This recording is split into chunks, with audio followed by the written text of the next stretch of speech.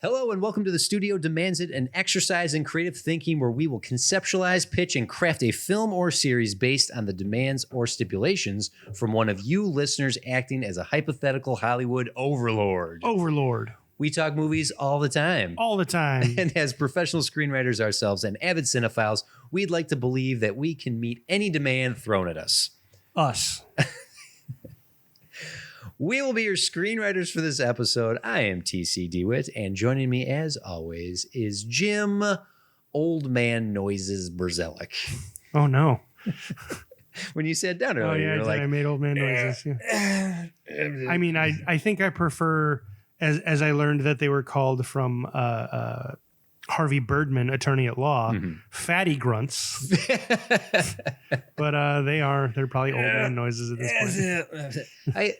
I myself am also, getting older, and I have noticed that like kind of getting up moment of like, I am required to stretch as I rise because I've been sitting too long.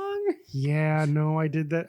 Now I'm remembering. I did that earlier today. I got up and I had to do this like weird high step where you hike your shoulders up and your elbows are all out as you're taking quick steps, like you're walking across because my feet hurt. My feet hurt. I got to get off my feet. My feet were hurting. I stumbled the first 4 steps. My feet were hurting when a couple days ago when we were hanging out, and I was like, I don't know if my shoes are too tight or if it's because I ran a 5K. And you were like, it's probably the 5K.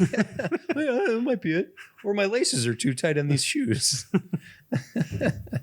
old man noises. It's a weird thing, like the stomach gurgling noise. I don't know, it's not hungry. It's like a digestion. It's the stuff moving through your intestine. You hear like a blah, blah, blah, blah, blah. Yeah. To me, it's more of squishes and stop it. No, it's like that. It's not really I guess there's a bit of a burble to it. Yeah. It's like that. Like your stomach does a thing. Your stomach sounds like cartoon bubbles. Yeah. I'm like in school, like high school, junior high, or that would happen. It was like embarrassing. Like, oh my God, my stomach made a noise and someone heard me. Like now I'm just like, whatever, digestion noises. In high school, I was never embarrassed of those noises. It was, if there was any embarrassment, it was when people thought it was a fart. That wasn't a fart. It was a fart. It was my stomach. It was just my stomach. My stomach twisting. Nope. Jim farted. Yes, my farts sound like cartoon bubbles. Jimmy Farts. That's what they called them back in the day. They did. Look out here, everyone. Here comes Jimmy Farts. I remember an instance in probably like 7th grade. There was, at the time, I won't say her name, just to change it to protect the innocent, where it was the prettiest girl in class. And it was like dead silent, like quiz or study time, and just like a little squeaker snuck out, and she clearly was the one who did it, but she just turned and it's like, TC, like, what? It was not me. I did not do that. Oh no, you got it was the dog. But I just very clear, and no one bought it. Everyone looked at her because it was very clearly like right there. A moment, just that beat of silence, and then TC, and I was just all giggles because I had heard the pretty girl farted. Yep. Was the fart as pretty as she was? Oh, it was like floral. It was so beautiful. A rainbow shot from her butt cheeks. A pot of gold appeared underneath it. A little leprechaun doing a dance. Oh, yeah. Would that still be a fart? It's projectile. She shit rainbows. Oh man, yeah, that's what an opener. Folks. My God. We're going to talk about zombies. We're going to talk about zombies today. Here, I'll throw it into the actual demand. So, okay, let's get started. Jim, our amazing listeners have given us demands from studios literally all over the world. These demands have been submitted at studiodemands.com or on Twitter at studiodemands. You can send us any demand you like, and we will meet them right here on the spot. And when we reach the end of the episode, if we've done our jobs, we will have pitched a full script and story meeting or even exceeding those demands. I think I've said that word too many times. Demand? Yeah, that word. Blah, blah, blah. And when our season comes to an end, this could be the one that gets greenlit by the fans for the finale. So thanks to everyone who has submitted. Keep them coming. And today's demand comes, I pointed at you. You did. Oh, you wanted me to say the word you've been saying too much. Okay. Demand. That's too late. All right. This comes from BB at Glowing Studios.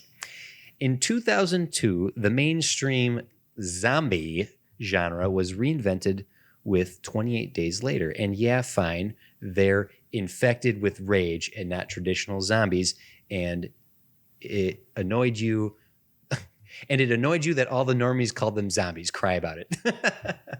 The fantastic film was followed by a less interesting and less well-received sequel in 2007. Countless movies, games, and comics have come since the reanimation of this genre, but we never got reanimation. Well done, BB. But we never got another later entry. The studio demands a sequel to the franchise. Assume the demands put on the second one, i.e., a family, the military, Europe, not America, etc.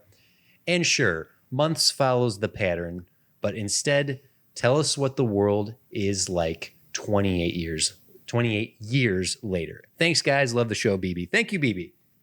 That came in through studiodemands.com. And yeah, okay, so 28 days, 28 weeks, and now 28 years later.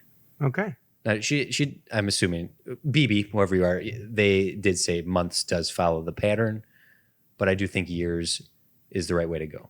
Probably. Yeah, it's been years. Otherwise, technically, we would then need to set this in what, 2012? Yeah. So, well, 2007. Oh no, 2009. Yeah. So I do think the years jump is interesting. It does say to assume, and we discussed it. So in preparation for this demand, we watched 28 Days Later and 28 Weeks Later, and you can get I'm doing a plug here for if you want to get the highlights of the commentary track, you can actually watch a video we made for that, which is available on YouTube and TikTok, and I'll plug that again later. But we did discuss what we assumed were the demands for 28 Weeks Later. Sure. And it looks like BB here hit them as well. Hit most of them, yeah. Yeah, the family, the military, and being in Europe. Mm-hmm. Well, that with Weeks, it was still in Britain. Yeah. Oh, that's right. It was what would the fallout be? What would the consequence be? What was that plane doing? Let us know. Mm-hmm. Let us know what's happening here. We did see at the end of 28 Weeks Later that they got through the channel into Paris. I went. I mentioned that how I thought when I first saw it, I thought that was the channel. Mm-hmm. But in watching it now, I don't think it was. We saw the Eiffel Tower, though. We did see the Eiffel Tower. They came out of some kind of underground to the Eiffel Tower. And the reason I said I don't think it was the Channel Tunnel is because the Channel Tunnel doesn't go from London to Paris. Oh, okay. We don't know that. I didn't at the time. You just go landmark to landmark. That's it. Yeah. America. That's how the world works. So America. Yeah. Actually, it's straight from the Statue of Liberty to the St. Louis Arch to the Golden Gate Bridge. Yeah. I knew exactly that's where you're going to go. And then a volcano in Hawaii. Yep. That's it. America. That's America. So I had never seen 28 Weeks Later. Nope. And I mean, I say nope because you hadn't. Yeah, I did. You had. 28 Days Later still holds up wonderfully. 28 Weeks Later was less than impressive as our studio here. What was it? Glowing Studios said. But there has been so much in the zombie genre. And it's a genre that's always existed. This has never gone away completely, whether it's in video games, comics, or a TV show. Obviously, we have 11 seasons of Walking Dead plus 2 spin-off shows plus 3 movies. It's gotten popular in the early 21st century here, but there's been zombies permeating media since Night of the Living Dead. Yeah. The Italians after Night of the Living Dead, the Italians, they loved zombies. They made a whole franchise. Zombie. Oh, is what it was called. Right. Zombie 2, 3, 4, 5. No. Okay. By that point, they just called it Fast Zombie. Yes. And then Furious Zombie. Yep. And then Fast 10 your seatbelts for more zombies. Yes.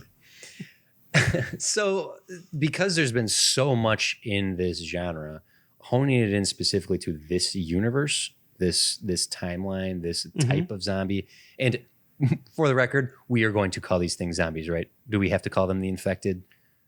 I'll probably go back and forth. Okay, we've had this debate, and yes, there's zombies. Fine, you can call them zombies. Well, actually, this was right. Now that you've seen both movies, my contention with it was the first one. They were the infected. They were rage infected, and in the second one, they only ever called them infected, but they were much more blatantly zombies. They did things in 28 Weeks Later that they did not do in 28 Days Later that made them more definitively zombies. They bit flesh. People. They like there was a lot of biting. In the first one, there wasn't biting. Maybe there was an incidental bite, but it was more about beating them and just getting fluids into the victim. Right. That's why they would throw up. They would beat them up. They'd tear at their flesh. But it wasn't really about eating. And we did see at least one torso that was like half of it was missing. Yeah, that one was still walking around. It happens really fast, and then they go to another shot where there's actually half of a zombie. That one, and it's laying on the ground. That doesn't necessarily mean reanimation. But ultimately, like, that's a thing we would need to decide moving forward here. Yes, and I agree that let's decide before we go 28 years into the future, let's decide what these things are. Okay. I like the idea that these are like infected by this thing that just wholly makes them rage out to the point where they don't even care about their own well-being. Super rabies. Super rabies. That's it. That's what it is. I don't like the idea that these are traditional zombies, which is they die and then rise. The dead reanimate. Yeah. That it's just once you're infected, you freak out and just go hog on people. Sure. And you can run really fast. The human body can run really fast when it has nothing telling it not to. Yeah. You're getting tired. Your legs burn. Like, if nothing told you your legs burned, you could run until they broke. That's true. So I think a close approximation for what the rage zombies are was World War Z, where they were like the wave of cockroach zombies. The movie, yes, not the book series, because the book Max Brooks's World War Z is much more traditional Night of the Living Dead Romero style. The movie, the Brad Pitt version adaptation, that took the running zombies to like the nth degree, like to the full conclusion of what if they basically moved like water, right? And I don't want to go that far. I like in 28 Days Later, and what they maintained in 28 Weeks Later was the sheer practicality of creating these things. This is not enhanced by CG waves of monster people. That this is scarily real. Sure. For anyone's headcanon, you probably could just make World War Z. The like if you wanted to make do an unofficial thing, just say World War Z is the third part. Once it got to America, Americans are all hopped up on out into the world. We're all up on Monster Energy drinks and Red Bull. We get crazy over here. The last thing you want to do is give a rage infected zombie a Red Bull. Yeah. Oh, you seem mad. Have an energy drink.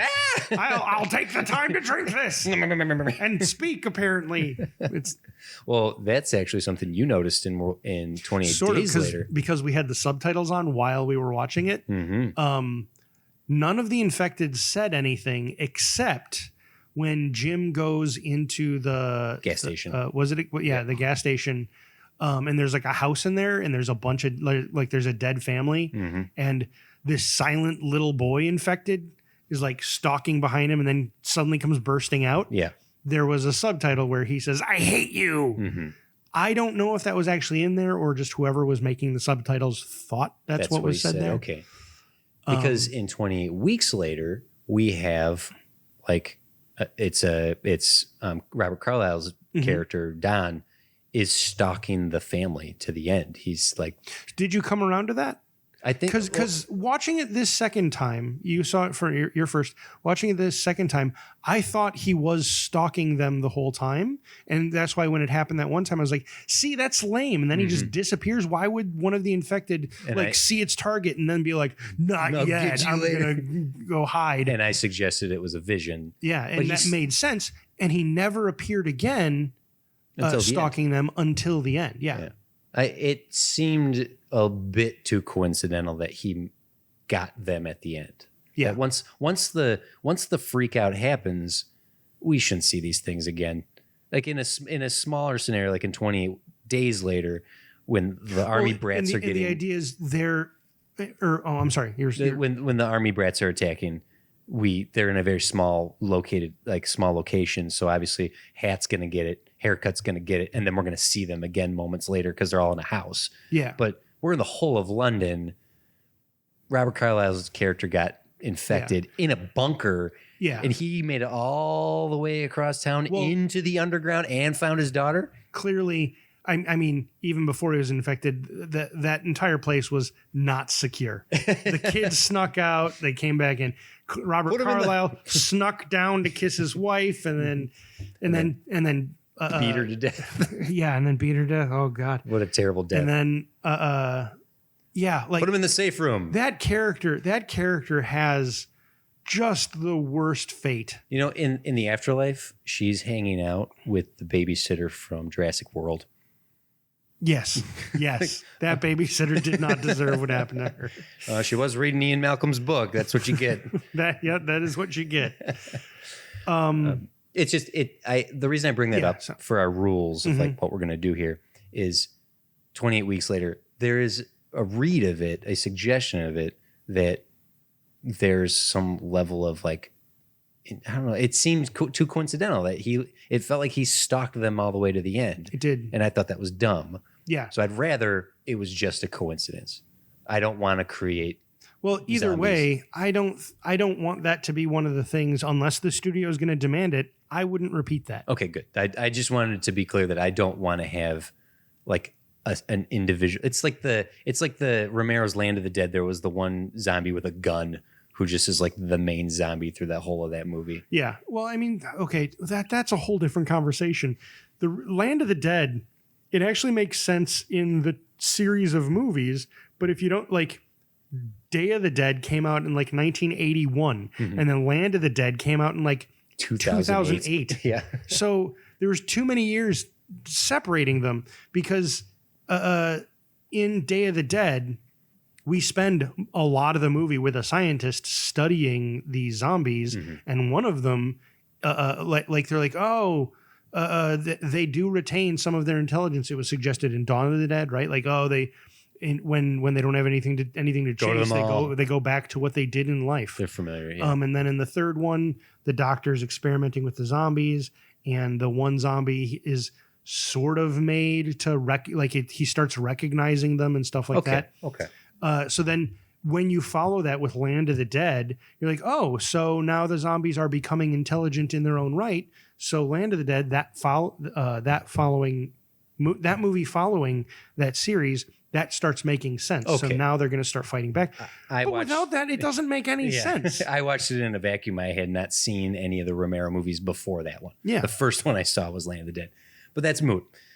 Talking about this, these are just rage-infected people who go hog and attack people. Mhm. We don't need to have like any specific one leader of the group that we're going to see again. So where are we 28 years later? The end of 28 weeks later suggests that this spread into France at the very least. We are now years after that initial one. Yeah. Okay. Let's talk about some of those consequences. So the first two movies, it was just in Britain. Literally, it was an island, and they used that as a quarantine fort. They didn't let anyone out. That was the purpose of that.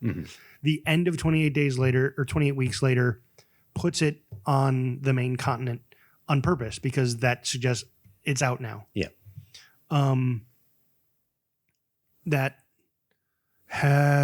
Okay, so there's a couple ways we can go with this. My initial thought, I wanted to do something where it was contained. It was contained, okay. And 28 years later, the virus has been used as, or basically is used as a weapon. Okay, to infect enemies? Enemies, yeah. Okay. Ooh, okay. Now, is this a known, like publicly? Like, Don't know. We may not. That maybe that's the direct. Maybe we don't go that direction. Okay. Because the other direction to go is a apocalyptic or post-apocalyptic world where the rage virus has destroyed the world. I think burned across Europe, ultimately across Asia, and to America. Like there's connections over into Africa, and then the land bridge into America. Literally, the zombies ran across from Russia, the Bering Strait to Alaska, and right on down. That's there's so many. Australia's the only safe place. Hey, if you've played Risk, well, no. If we're gonna be accurate to the day and age we live in, New Zealand is the only safe place. That's true. I think there is a wide variety of the entire world is turned into zombie worlds. You might be onto something with being able to, it's contained to a certain place, and people are abusing the virus for nefarious means, that they have somehow figured out how to contain it within, say, like the whole of the EU, like the Europe, a whole of Europe. And a freaking wall has been built up. I don't know. But then it's an interesting idea that they could target enemies and turn them into rage monsters to just destroy themselves. Yeah. Oof, that is nefarious and awful, and a good setup for this situation, as well as like who the broader villain is behind this. Sure. Well, so that might actually be a point against doing it this way. So one of the themes, purposely or inadvertently, well, no, actually, I think the second one does follow suit. So there is no umbrella corps. That's right. Fair. Yeah. It was an experiment that wasn't meant to get out, that people who thought they were doing the right thing accidentally released the virus. So it's not about who made the virus. This thing just got out. Right. And then the bad guys were the military in 28 days later. So it was about our family, our found family, trying to survive against the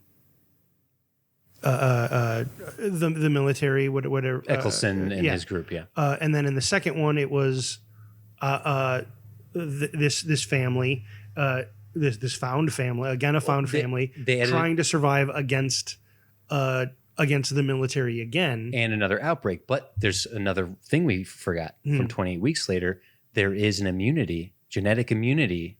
It's not like it makes them immune. It's the we did the episode Typhoid Mary, right? So even though the carrier is immune, they are a carrier, and they spread it. Yeah. So there is that also that rule within this, that people can have it and can spread it, but aren't rage induced. Yeah. Like the only reason the mother character in 28 Weeks Later went crazy is because she was stuck by herself in alone for all that time, and just lost her marbles, her husband. Well, yeah. Well, abandoned her her. crazy, like she wasn't raging. Yeah. Her crazy. Yeah, she was alone in this terrible. Yeah, what you just said. Yeah. So let's walk down this road. If there's an organization that is using the virus to cull areas, to deliberately infect an area that they can then wipe out, there's a way to, like, okay, a focus point could be someone innocent within that area who's like who's got stuck, like, oh my gosh, this is okay. If there's someone part of the military who gets, or this organization that's stuck behind the line, who knows this is coming and is there, and then it happens, and now it's a matter of, I need to get out because this whole area is going down. Like I have the information that I know this is deliberate. Our main character knows that this was intentional because they were in on it. And then there's almost this moral implication that they deserve to be punished because they were, say, planting the markers that the quarantine line, and then they're trying to escape what they had a small hand in doing. Okay, that's just initial spaghetti at the wall idea here. In trying to follow the first two movies, my problem with that is that means there's a nefarious actor. Okay, yeah, and that gives we want to avoid like an umbrella corp. Yeah, we want this to be which doesn't go very well for the whole someone trying to control the virus. Sure. Okay. Well, we can find a different way to approach this. The only thing I want to avoid is just repeating this. Sure. Where it's we controlled it. Oops, we didn't. It's out of control. Let's try to survive. Yeah. Maybe. Robert Carlyle broke through the back door again. Yeah. Oh, this actually fair point. You bring up a point. Should we bring back Cillian Murphy or Noemi Harris? No returns. No. Okay, good. Okay, I'm cool with that. No, we're now 28 years away from those events. I mean, yeah, people could have survived for 28 years, but the second one didn't bring back anyone from the first one. I would rather continue that trend. Okay, yeah, we will follow a different family. I dig it. One of the interesting things about the virus. Let's name some stuff about the virus. The virus lasts 5 weeks, as established in the second movie. It takes 5 weeks for the infected to starve to death. And someone would have figured that out. It's 2 decades. It's almost 3 decades after the fact. There's got to be a full understanding of this thing by now. So if an area gets infected, it's a matter of quarantine. It's lock it down 5 weeks. We'll go back in. Like once, if the military or what have you, the powers that be have full control. Anytime there's an outbreak, they lock that shit down, and it's like this land is lost. This city, this area, lock it down. 5 weeks, then it's done. It's just cold, calculated. We've been doing this for 3 decades now. That's just the way it is. When we don't know. Because we know that the rage virus can be dormant in people, unless everybody tested, there's going to be sleepers out there. Sure. Asymptomatic, is that the right way to say it? Like, yeah. That there's asymptomatic people out there who are gonna, like, we've government people, we've the news, right? Seen the news at the beginning, much like the other two. It's like this has been controlled for 30 years, going on 30 years. We know how to handle it. When there's a worldwide pandemic, we handle it very well. We do not fumble the ball. Okay, I got a bad guy for you. Okay, because I don't know if we've got anything here that works. Sure, yeah.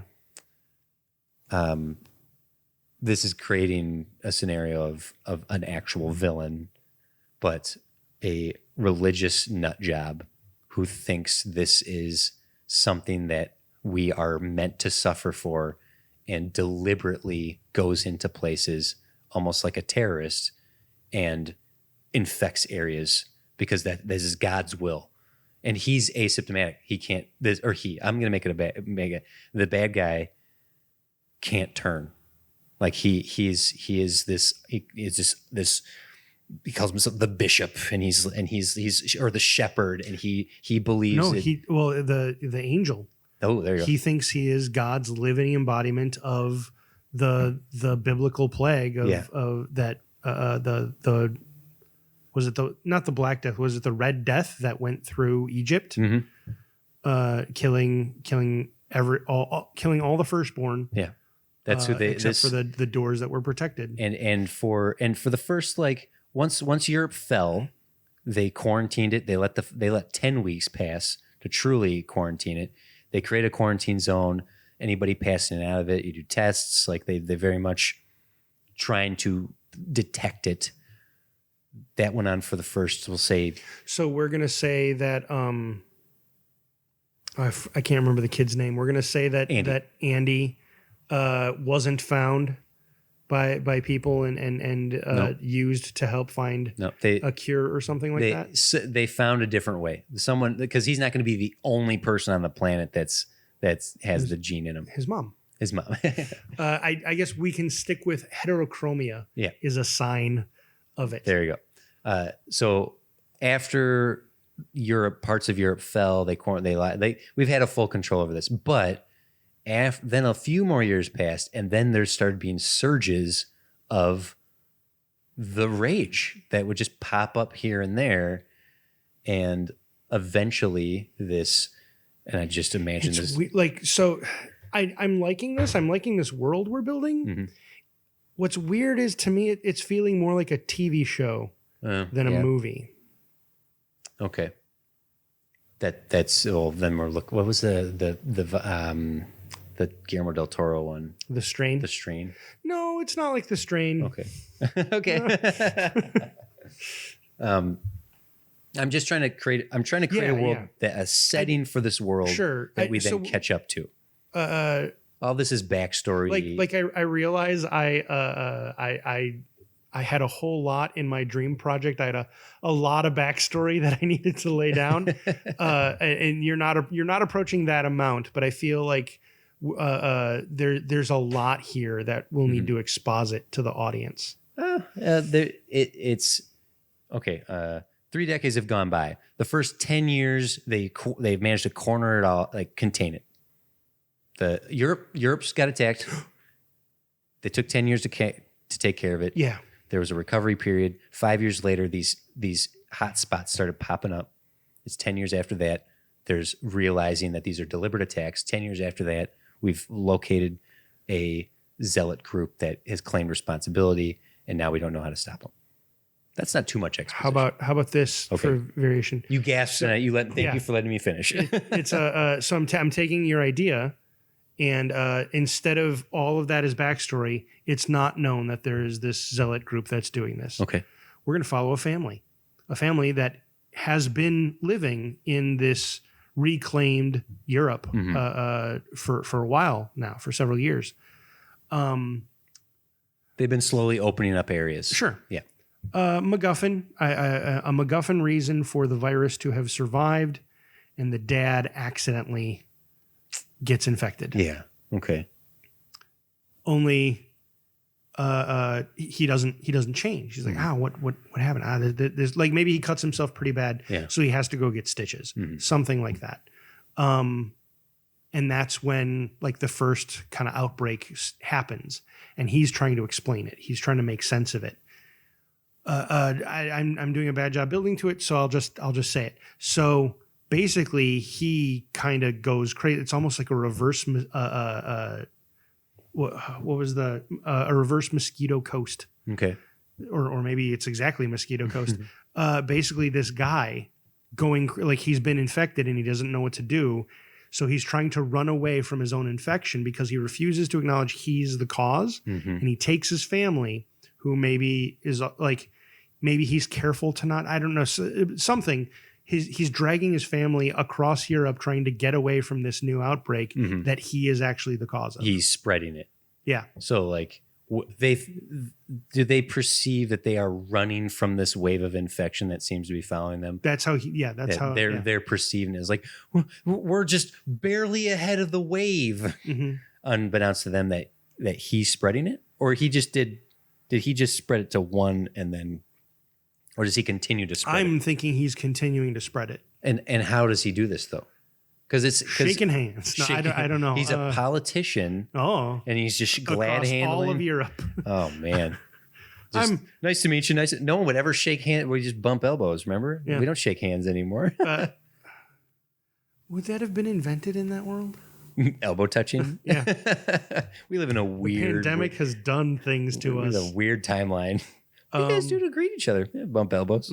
Yeah, that sounds fake. I don't believe it. Yeah, right? Like if they had put that in a television show, you wouldn't believe it. That's so silly. It's stupid. Look at you as a stupid chicken wing. What is that? Bumping That's elbows? Stupid. See, the Japanese head, they just bow. Like they haven't been touching people for centuries. Yeah. Okay, so all right. I don't know if I like that spaghetti. Let's take that off the wall. Okay. Well, what do you think? Do you think there's something there? I ate it. You did. I ate the spaghetti. Well, so what do you think? I don't know. How did it taste? Hold on. I'm gonna. Oh, you didn't like it? Okay. I like what you're. That's a fair notion, but because I'm trying to work back to the family. The family aspect of it. Okay. Okay. Oof, we got a lot here to play with when we haven't like honed in it specifically, I think. So let's consider a family.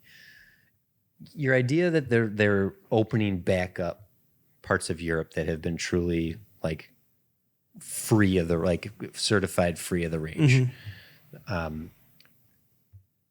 Okay, let's say it's been the infection took 10 years to truly lock down, like to truly like stop it after the European outbreak. So that's 10 years there. It took another 10 years to open up the borders again and slowly like repopulate it. And now we're coming in, it's 28 years later, and Paris, or I'm sorry, England is open back up for the first time. We're going to go back to England. We're not going to put it in Europe? No, we're going back to all three. We're putting all three of them in England then. But for the first time in 28 years, they're opening England back up. That might be too close to 28 weeks later. I'm currently feeling, depending on where we're going here, that feels too close to 28 weeks. All right. Darn it. I was going to I don't want to bring back characters, but what if it is 28 years later and they're starting to repopulate Europe, and maybe they're still only they're clearing out parts, right? They didn't do what they did in World War Z, where everyone held hands and walked across the land and made sure everything was clear. For those who didn't read it, that is what they did do in this book. That everyone says the book was amazing. Well, yeah, if you pick that part, it sounds dumb. Hands across America to clear it of zombies. There ain't no zombies here.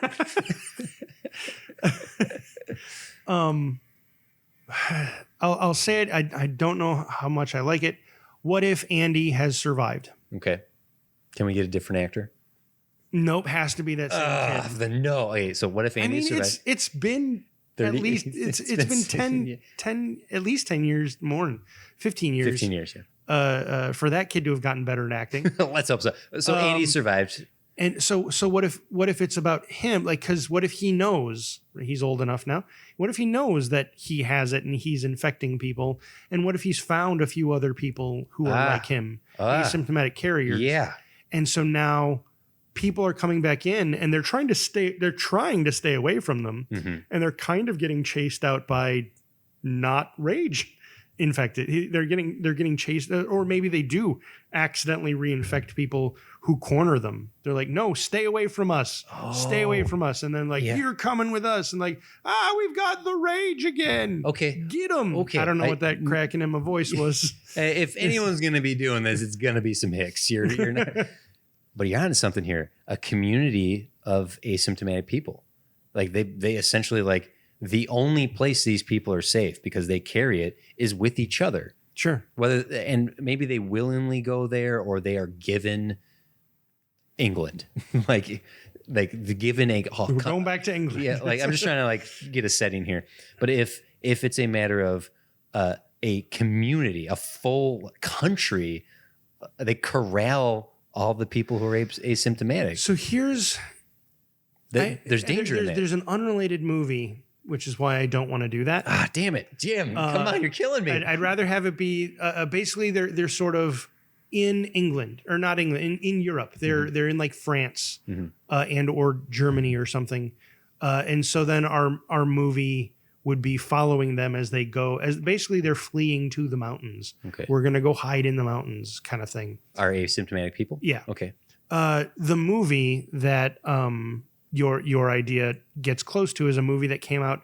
I think it was around the same time as 28 Weeks Later, called Wasteland. Okay.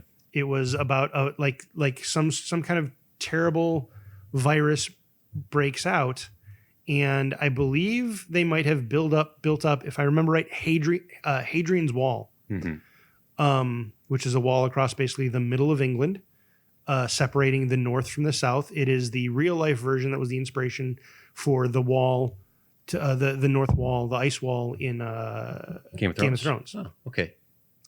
In Wasteland, everything north of the wall was considered wasteland, and everyone there like lived like Mad Max people. They all wore wore mohawks and leather pants, rivets, and hit each other with improvised axes, barbed wire baseball bats. Yeah, and they drove muscle car like rusted out muscle cars. Okay. And our character, the plot of that movie, if as I'm trying to recall it, was very Escape from New York-esque, and it turned out that there was still life south of the wall that was all super high tech and stuff like that. Jeez. But the point is, England, at least northern England, was used as a quarantine zone. Okay. An island. My suggestion would be maybe up in the mountains, but like that there's communities of these people around the world that they've just like, we can't be a part of the non-infected community, otherwise we will infect them. So we live here, and like Typhoid Mary was supposed to. Yes, stay on your island, right? And it's not imprisonment. These people aren't in some sort of concentration camp, like forced isolation. It was an agreed upon, like, it's safest for us to be isolated in this fashion. But you saying that someone's showing up to like get them, good, you're infected.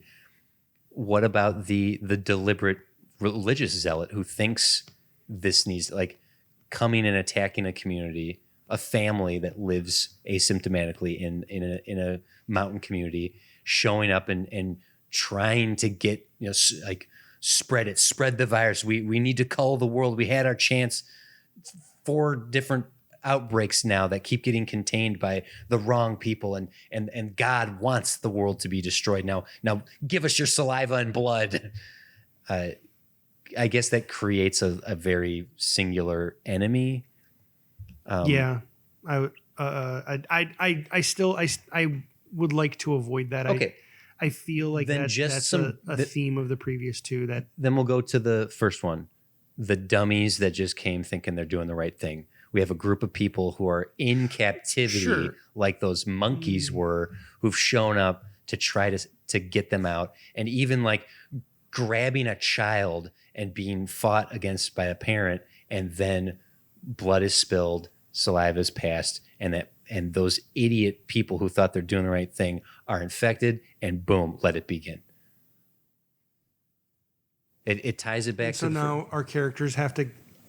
They're behind the line. If the infection is, if they're in their community, the asymptomatic people, and the rage happens in front of them, is going to, like, they only have so much space within their little village world in the mountains. They can't escape, and it's going to spread from here. So the family has to get through the infection and in front of it in order to prevent it from going any further. Get to the nearest military base to say the wave is coming. So now you have to. There's structure there. Sure. Well, because it's trying to race past the rage to get to a military operation to say, sound the alarm. Here comes the fifth wave of this outbreak. Okay, you're mean. No, I'll tell you what. I think so. So what I'm seeing, and maybe we can find a common ground here. Story begins. Our survivor community is living in Chateau La France. Okay. Okay. And someone comes running back saying, the village over. There's people. They're moving in. They got big military trucks and people are moving into the town and stuff like that. Like, oh, that can't be good. That can't be good at all. We mind our own business. We'll just let's just not let them come here. Yeah. And then some people come over and are kind of forcible about it. And one or more of them get infected. The military encroachment. Yes, they get infected. Okay. And right. So then some of their survivors go running back to their new town to tell the military, hey, there's new infected there, and our family, kind of seeing the outcome. So the family we're going to follow is not the whole colony. We're not going to follow all of our four people. Yeah, we'll stick with the number. Basically, the military come and they try to basically. It looks like they're gonna, the military is gonna come and they're gonna make sure we're safe from them, and the rage is it's controlled. Yeah, and the military just starts eradicating the village. Yeah, our family. Yeah. Needs to the rage virus is spreading already, and our family needs to escape. So our family flees Chateau La France to go to Les Mountains, Les Mountains, Les Mountains. I believe you're saying that correctly. The Alps. Les Alps. Les Alps. Yeah. Les Alps. Les Alps. That's and so our movie is a chase essentially with the military now chasing the wave.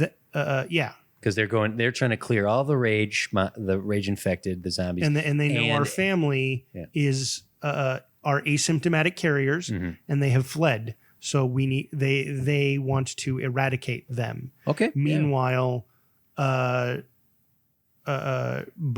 that,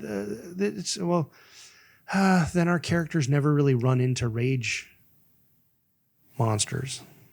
It all depends on how we want to spread it. It's feeling a lot like 28 Weeks Later. The third act of 28 Weeks Later, where they just hit the ground, hit the road running from the military and the infected. Yeah.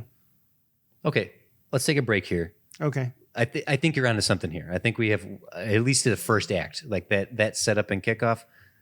I think that works. Okay. So let's just take a quick break here, digest some of that, and let's come back and see if we can't start piecing this pile together. Okay. All right, cool. All right. So, you heard it, folks. We're taking a break right here. So here it is. Here's the break. Shut up. Break time.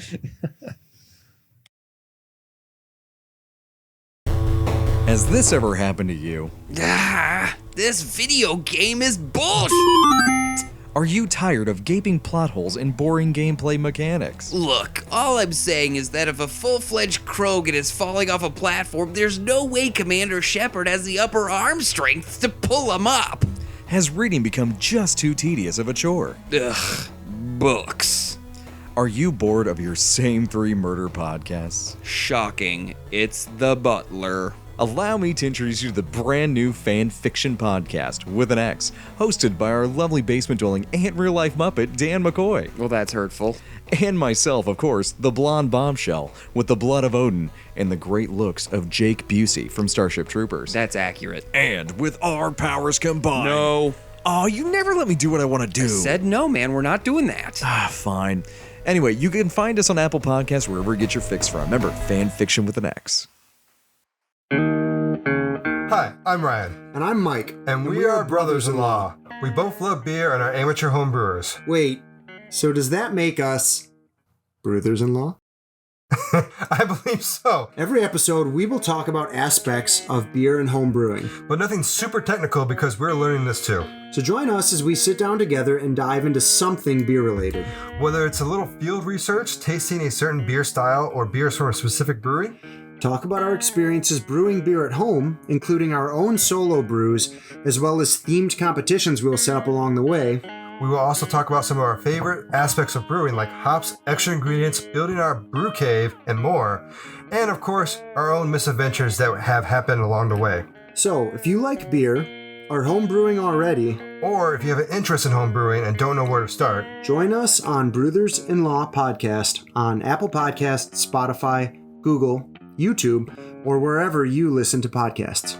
and make sure to follow us on Twitter at Brothers-in-Law and check out our website, brothersinlaw.com. Cheers. Cheers. You think you got something? I think I got something. Okay. What do you got, Jim? Okay, so minor change to the layout of our stuff. No, we have settled. There is no more changing from here. No, and continue. Cool. So, yes, but. Damn it. You got me with a yes, but. So everything we said, except the town over that's getting people, it's not the first thing. There have been new settlements. There have been new groups of people all around them. This one's just is the first that's really close.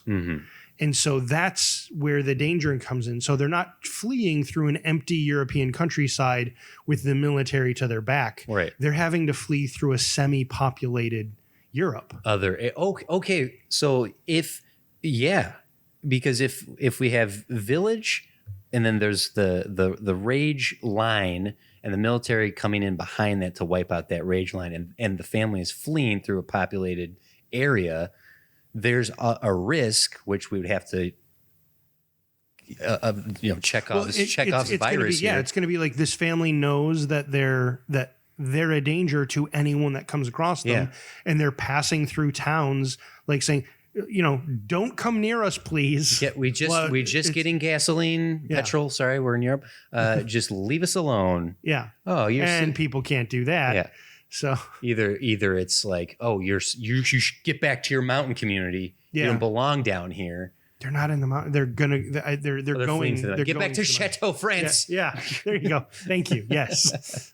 But we cannot go back there, for it has been burned.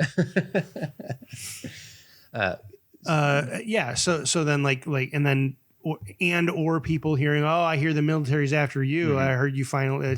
Things like that. There's another thing that I'm just considering now. We need to think about how tame the first two movies are. We don't need to blow the doors off Europe in a zombie movie like a blockbuster. These are not blockbuster movies. They're quiet. They're slow. They build to the powder keg going off. But sure, 28 days later, for its scope, as I commented as we were watching it, for its scope, it's a very small movie. And I think 28 weeks later does escalate that by having a full-blown military invasion wiping out a city. It's still a very small number of the infected. It's still a very, very much a contained film. Yeah. So we don't need to go World War Z on this. No. So, I mean, we can still escalate it to a good climax. But I think we kick off the first act with the quiet village. Some people get a little too close. The rage infected happens. The military comes in, starts wiping out. It's systematic for them at this point. Yeah.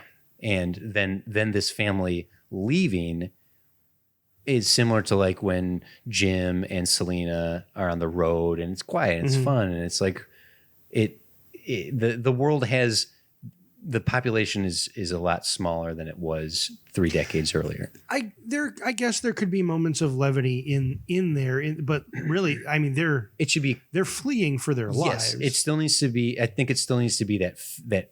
But like the quiet, the quiet empty. I commented during 28 weeks later. The quiet empty parts is less like in the first movie.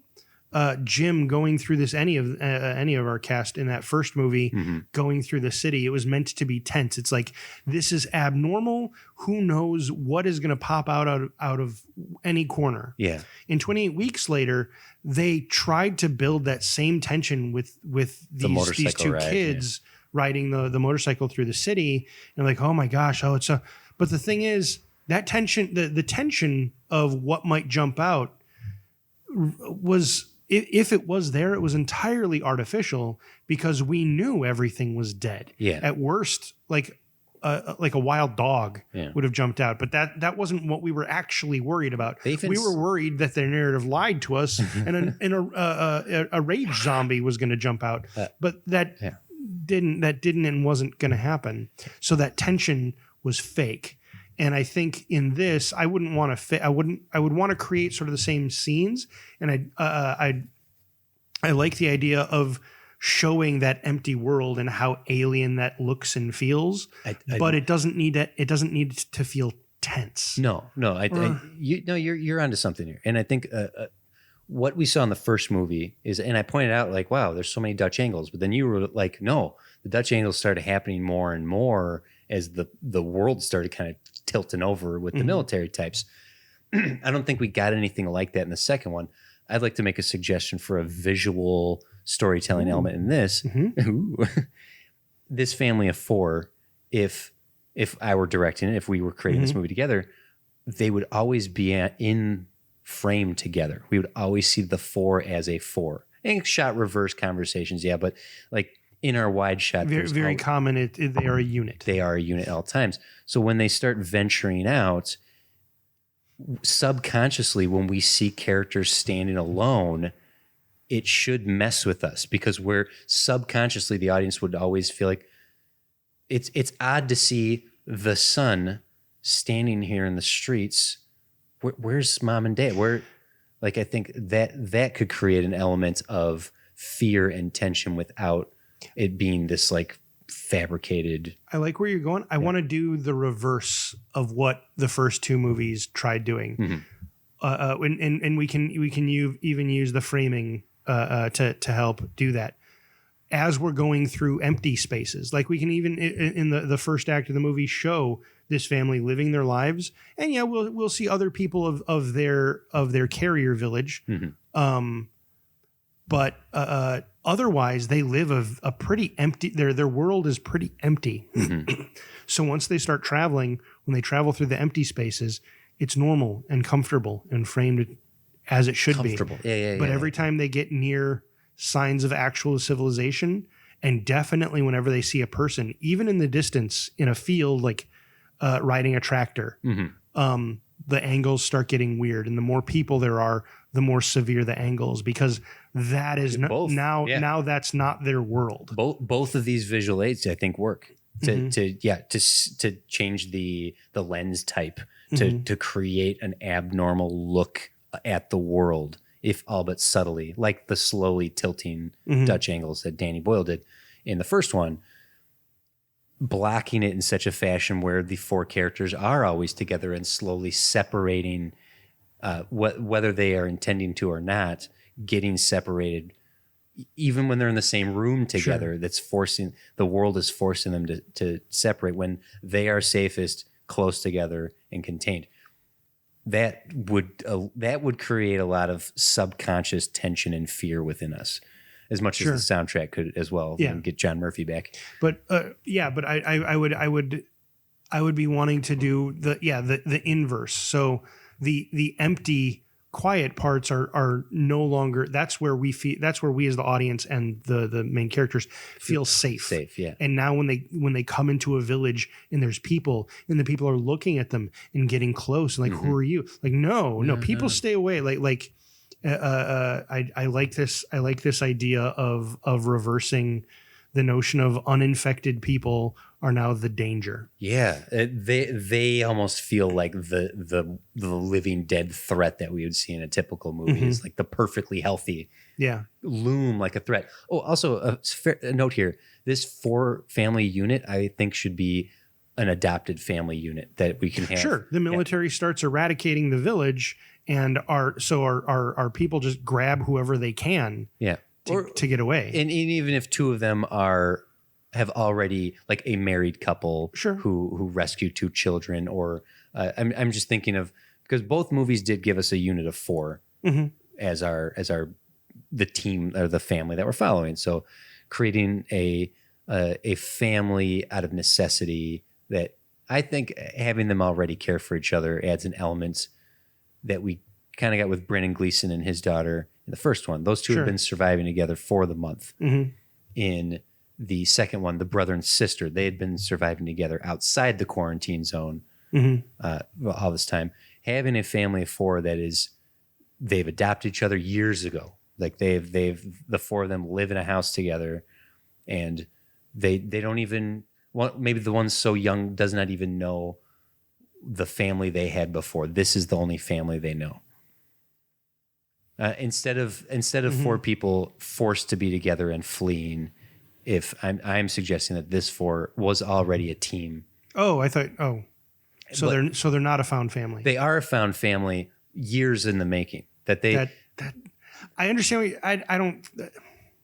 I see what you're trying to say. Mm-hmm. I don't think that works. 28 years is almost like 2 generations of people. Okay. So okay. So we could do an actual family unit. Mm-hmm. Like the parents might have been survivors of the original thing. Sure. But the kids are their kids. If there's kids, Mm-hmm. right? Like, would there be kids? One kid? Well, Andy was the youngest person in Britain. But not all children born to them, born to typhoid Marys are guaranteed to be immune. Right, because Tammy wasn't immune. We can. Wait, did we know that for sure? We didn't know that for sure, because the doctor I could have swore assumed there was a scene where she got infected. the doctor said that the 2 of them were their only hope, not just Andy. She had said both of them were. There is another. There is another. And no, she didn't get infected. She got out because it was her, Andy, and Walt, Michael. Flynn. In that movie, his name was Flynn. I whatever the case may be, I just want this family of 4 to be of mixed ethnicity and of ages. Sure. And just casting isn't important in this scenario. It's just this is a family unit. However, you are suggesting that these 4 people flee not together, but they basically are the 4 that get away. Yeah. Okay. And the reason for that is because it does match the 2 previous movies. That they were 4. Yeah. Okay. Yeah. Okay. But they know each other. They're all part of this community. Yeah. They definitely know each other. Okay. So In that way, it's like Red Dawn. yeah, exactly like Red Dawn. And I suppose if 28 Weeks Later had played out differently in the opening scene, his wife would have gotten that child with them, and they would have fled with the kid. And now she has a kid that is a tag along or whatever. So these 4 people escape together, and the first movie gave us a 40-year-old man or a 50-year-old man, and then 2 20-somethings, and then a 40. teenager. Yeah, he was whatever. Doesn't matter. Brendan Gleeson's always been 50. Okay. I thought I told you this already. A father, a teenager, and 2 20-somethings. 20-somethings. Early 30s. Two young adults. Young adult. Young adult is a weird term because it basically just means teenager now. But we live in weird times, Jim. Yeah. Now touch my elbow. There elbow we go. touch. But whatever we decide, I don't think their ages matter necessarily, but I do think you're onto something with the 2 eldest remember the before times, the other 2 do not. Or at least one of these characters only knows this world. So they are under 28 years old. Yeah. And this would definitely be this would maybe actually this would be a very scary situation to them because the only world they have ever known has been destroyed. Yeah. And they're fleeing for their lives. And now they're experiencing the outside world, which maybe they've always been curious about, but always have understood to be afraid of it because of what they can do to it. Not what the world can do to them, Yeah. or what they can accidentally do to the world. They're fleeing. They're getting. There's got to be a moment of them. You know, I'm realizing that whole notion of found family is a strong theme in really most zombie movies. Yeah. Zombie stories tend to be like survivors gathering together. Yeah.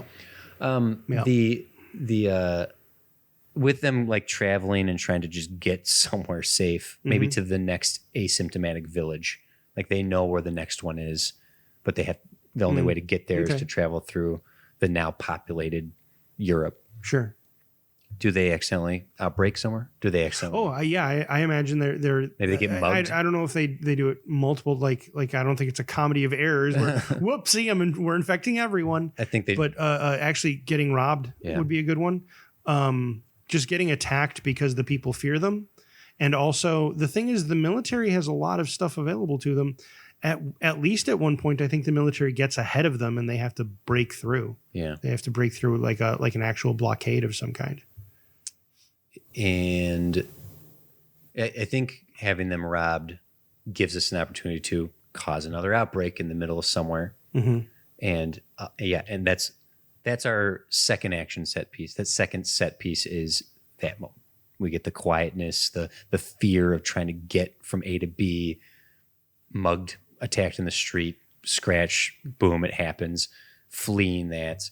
Our third is getting past the military that's now in front of them. How's it end? How do we wrap this up? We have while I've asked that, I want to throw it out there. The demand says a third movie. The demand does not say continue the franchise. We can assume 28 decades later. Yeah. Well, boy, that's how successful this will be. We can assume 28 centuries later. 28 weeks later was told you have to build in something that continues this franchise. That's the only reason to have an ending like that, where they suddenly are in Paris, cut to black. No, I mean, you can also say that's a standard horror movie, right? Like Freddy's hand pops out of the ground.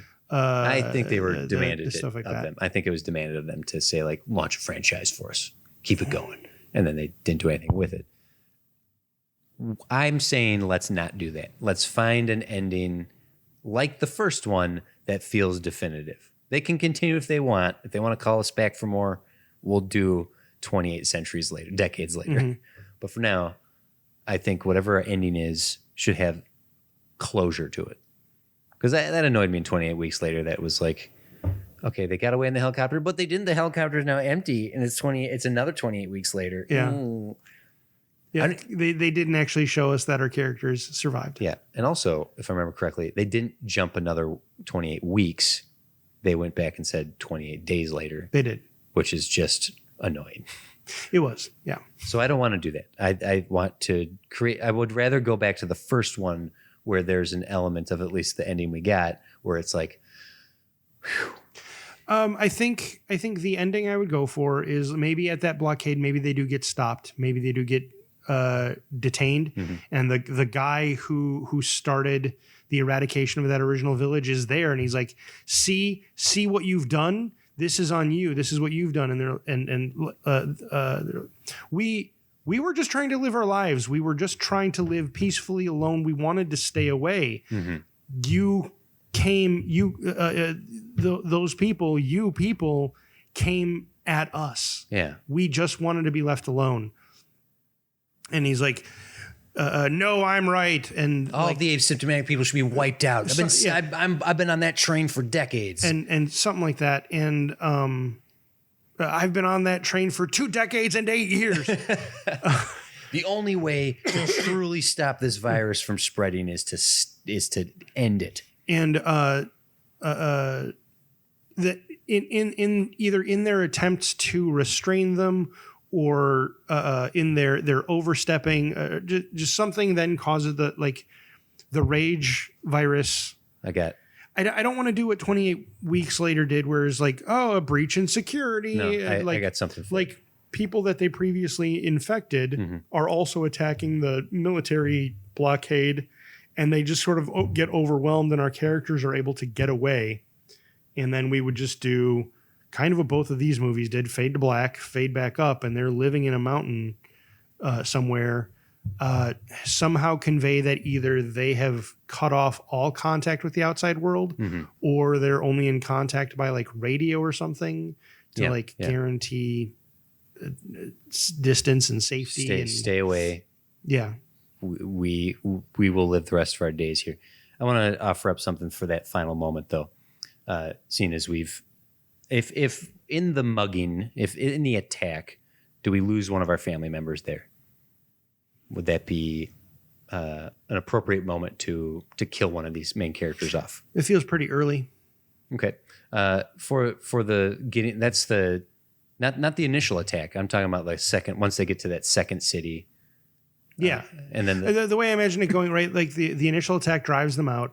We have a driving scene. They stop for petrol. They have a very tense encounter, but they ultimately get out without any problems. They drive down the road a little bit, and that's where they're stopped. The second city. Yeah. Maybe not even a second city. Maybe someone saw them stop at the petrol station and thought, aha, these are people we can victimize. Okay. Or a second city that might end up being too many sets. A toll bridge. Scenes. Sure. Like, hey, got to pay the toll, got to pass through here. Yeah. Yeah, you want to go through the regular rigmarole, you go through the main highway. You take a back road, you go through us. So just let's see your papers. Let's see what you got. Oh, whoa. Come on, rough. Hey. Then just being assholes and being highwaymen. A possible moment for that attack that sets off the second infection wave could be a moment to kill off one of our main characters. It could be. Then the next big thing feels like it's no, maybe that's right. Maybe that's probably a good thinking where we lost 20 minutes into the movie. No, 30 minutes into the movie? I think we see that first attack on their city in maybe 10 minutes into the movie, and then the escaping the attack of their city with the military coming. That's another like 10 minutes there. Then on the road for 5 minutes or so, 10, 20, 30. So we're like approaching like the half hour mark at 30. Least for, I'm splitting hairs here. Yeah. So I said 20, 30, you're saying 30, 40. Yeah. Okay. Because these movies can be slow. They don't have to be one exciting moment after another. It's actually important, I think, to draw this out and build the sweetness of being alone and the tension of being afraid. Then after the attack on the highway and the next outbreak that happens there, fleeing that, here comes the military, getting to that military line before their final destination where they're trying to get past, and they meet up again with the general that ordered the wipe out of their village in the first place. I want to offer up a suggestion here for a heroic end to a character, which is, like you said, that speech of like, we didn't do this. You got in our, we just wanted to be left alone. That's where we're going. We just want to be left alone. It's like your family, all of you need to be wiped out. That's the only way to wipe out this virus is take out all of you. And you can say all of your kind. You can. What's that? You can the phrase all of your kind need to be wiped out. So having one of the hero of the family literally cut their hand and say, you want my family, you got to go through me, and like touch the, like just slam the blood in the guy's face and like stick his hand, like run, and like literally intentionally infecting the military right there on the spot to let the other family members flee. That's my suggestion for a heroic end to like a finale moment. I see that word. Like,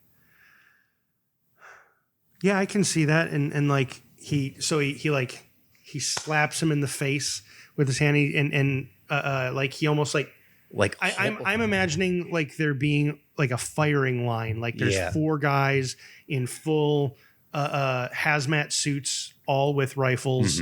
And then this guy is he's our captain, our general character, our bad guy is like this is the only way to really do this. It's almost like a final solution. Yeah, almost.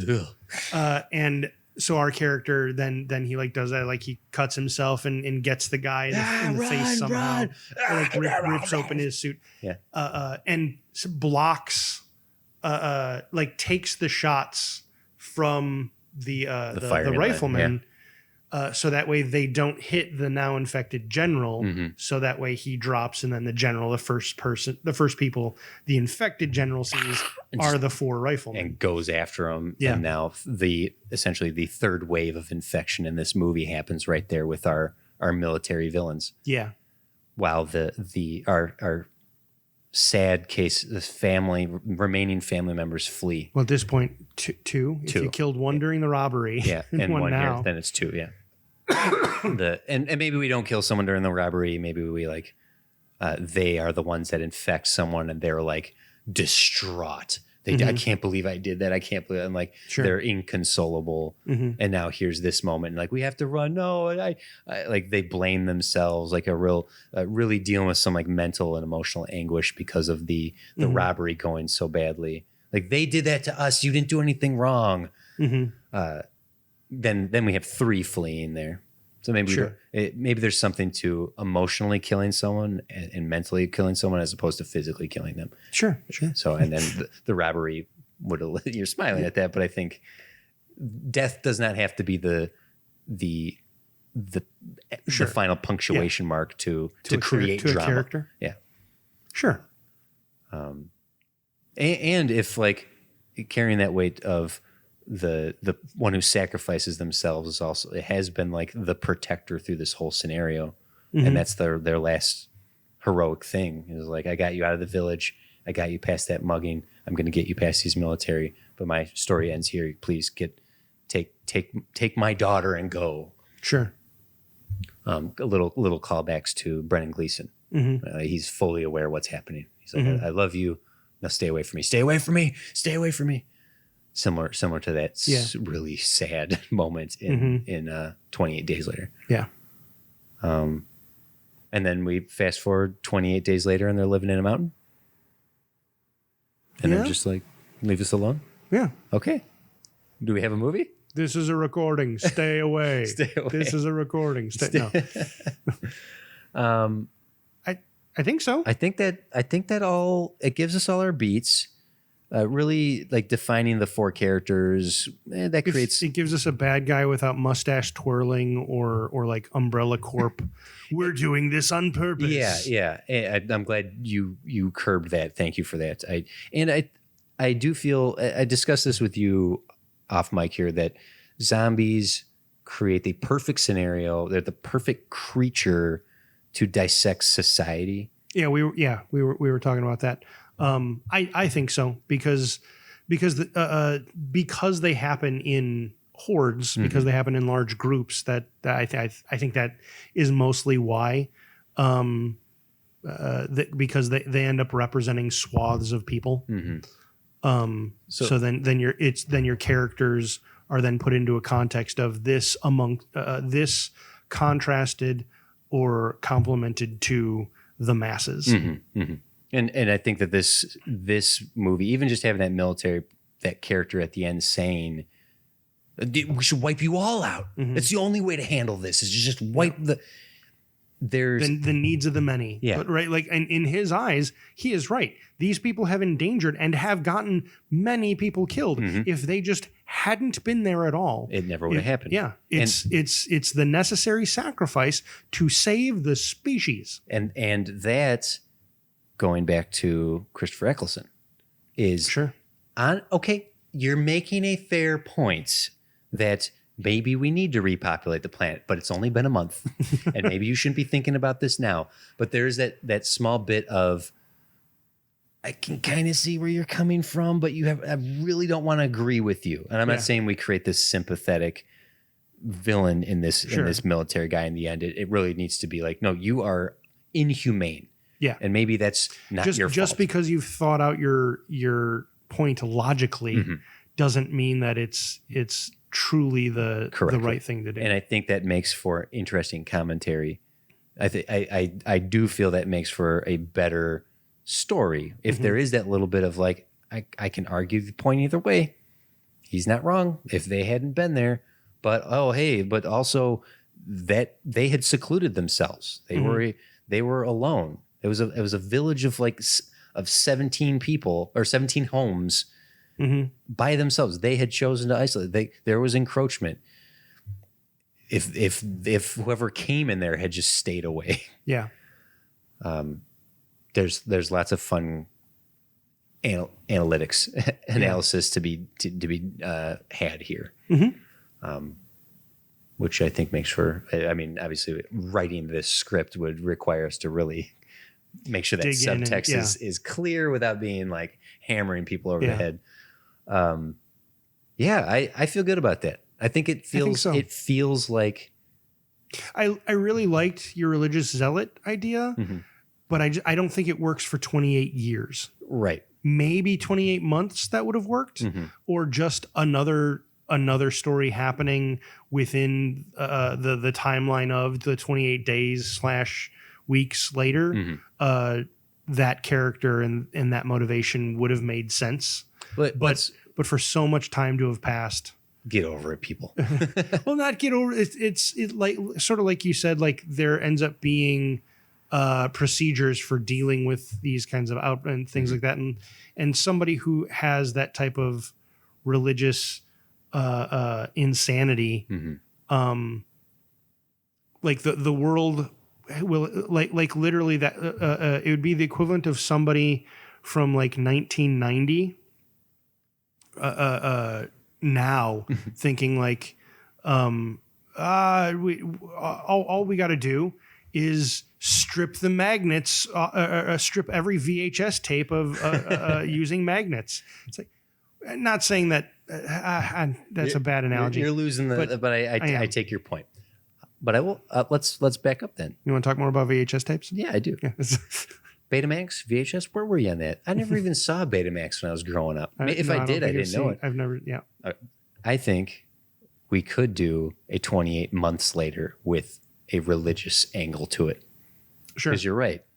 28 years later. And there, the weaponization story would make more sense. Yeah. Because it's been 2 years and people have been, this dude has been incubating the disease. And using it to target areas that he feels should be cleansed. Yeah.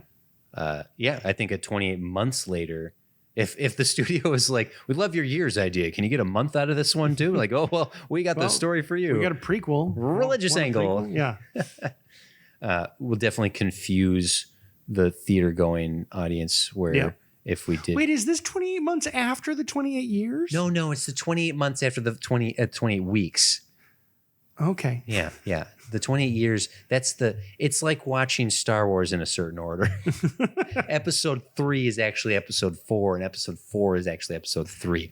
And Tokyo Drift Han dies in that one, but they kept him around because they really liked him in the franchise. Why was Han Solo in that series? No. Funny enough, that is Han's name in Fast and the Furious. It's Han Solo? It is Han Solo. Nice. Cool. Well, I don't know what more to do here. I feel like we have our movie. Cast it. Oh, jeez. Okay. Gillian Murphy. We have like and Jeremy Renner. Oh. And Pimagine Oots. These are all real actors. It's true. Yeah. And I'm looking at their MBIDB? FIMDBs. Okay. Casting's always tough. Like we don't often cast unless it's like really... we don't have a notable cast here, right? We're not like when we do like this isn't a Marvel movie. Yeah. Yeah. Like this isn't Spider-Man. We have known iconic characters. Yeah, the 28 Days Later. One of the advantages of that movie's success, it does come from unrecognizable faces, or at least unrecognizable to Americans. I'm sure Brendan Gleeson and Cillian Murphy were already making splashes, what have you. But it was surprising how many known names there were in 28 Weeks Later. Yeah, Idris Elba was in there, Jeremy Renner, Robert Carlyle. That's more of a culty, recognizable face as opposed to. I mean, he was a big deal then, but he was still rising at that time. But that's neither here nor there. Yeah. the advantage, like casting nobodies, is where it makes it feel more real. And I think filming digitally again, giving it that grain, making it look. The 28 Days Later almost feels documentary-esque because it's shot on an old Canon, like not a Canon, but like a Canon brand camera. Canon. Yeah, you were confused. Cannon. I saw the look in your eye, like it's true. How do you film on that? That's dumb. That's a dumb joke. Yeah, that is truly what I was thinking. I knew it. Okay, so 28 decades later. Mm-hmm. Well, I mean, I think we can get another one in there with 28 leap years later. 28 leap years. It's not quite as many as the decades, so we can go from years to leap years every 4 to years. decades. There you go. That feels good. The rage does not infect people born on February 29th. To get between weeks and months to get another one there, we could do 28 fortnights later. Fortnite, like the video game? Yeah. Oh. So you can dance like when you get scratched, you just dance like a maniac? Yeah. Yeah. That's what happens. Fast dancing zombies. Boy, we are. I think we should wrap this up. Probably. we're like 4 bad jokes beyond. Yeah, where we normally would stop. They can't all be winners, folks. I think that does it for this episode. So we'd love to know if we met your demand, BB, and at glowing studios. Just glowing studios. Just glowing the studios. studios are glowing. The Fox Searchlight. No, just the Searchlight Studios are glowing because this was a Fox movie. The first one was Fox Searchlight. The second one was just straight up Fox. Yeah, they didn't have to search anymore. And then the third one they just found it. Would just be studio. I see. Yeah. I think that does it for this episode.